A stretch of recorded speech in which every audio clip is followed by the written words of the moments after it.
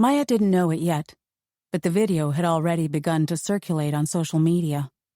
A grainy 6-minute stretch of security footage that was strange and unsettling enough to garner several thousand views the day it went up, but not quite lurid enough to go viral, not ghastly enough to inspire repeat viewings. Not for most people, anyway. But for Maya, its existence would upend all that she'd been building for herself these past few years. This sometimes sloppy but mostly solid life that she shared with Dan, who snored quietly beside her in bed. She hadn't yet seen the video because she was avoiding all screens, not wanting their blue light to keep her awake.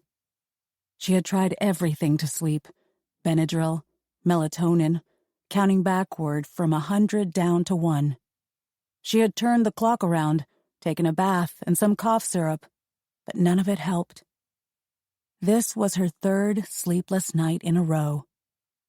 She had moved in with Dan earlier this month and could easily draw from memory the shape of every water stain on the ceiling, the branching lines of every crack. Turning onto her side, Maya reminded herself to get curtains. The space heater at the foot of the bed clicked on, a white noise she usually liked, but now the rattle of its metal grill grated on her. Kicking off the covers, she got out of bed and pulled on a flannel shirt over her underwear. The apartment was cold, the central heat only partially effective, but her skin was damp with sweat. The chilled wooden floor felt good on her feet as she made her way down the dark hall, passing the second bedroom, empty now except for the exercise bike that she and Dan had bought off Craigslist. She'd never done much to decorate any of the apartments she'd shared with the various roommates she'd had since college. No posters, no pictures and frames, not so much as a throw pillow. But lately she'd begun popping over to TJ Maxx after leaving work at Kelly's Garden Center just across the parking lot and heading straight for the home decor section, buying end tables, area rugs, and other things she couldn't really afford. Maya had plans for this place.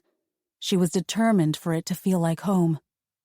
It was just before dawn, a gray, wintry light settling over other recent purchases in the living room, the coffee table to replace the one Dan's roommate had taken when he left, new shelves for the many books she had brought, added to all of Dan's.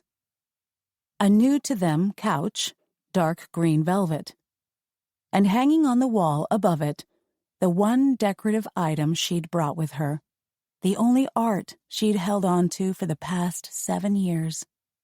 A Mayan weaving about the size of a bath towel, a tapestry of red, yellow, green, and blue, threaded into interlocking rows of symbols resembling flowers and snakes.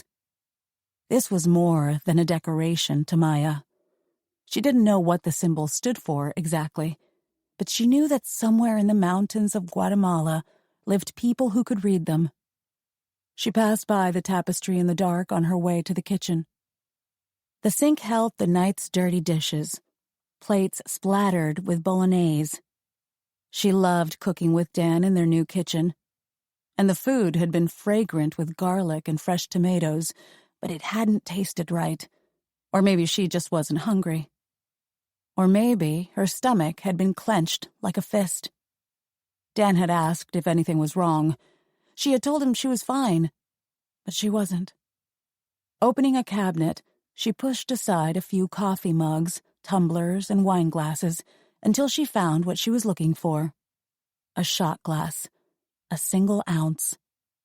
That's all she would have, she told herself, and the photo strip magneted to the freezer reminded her why.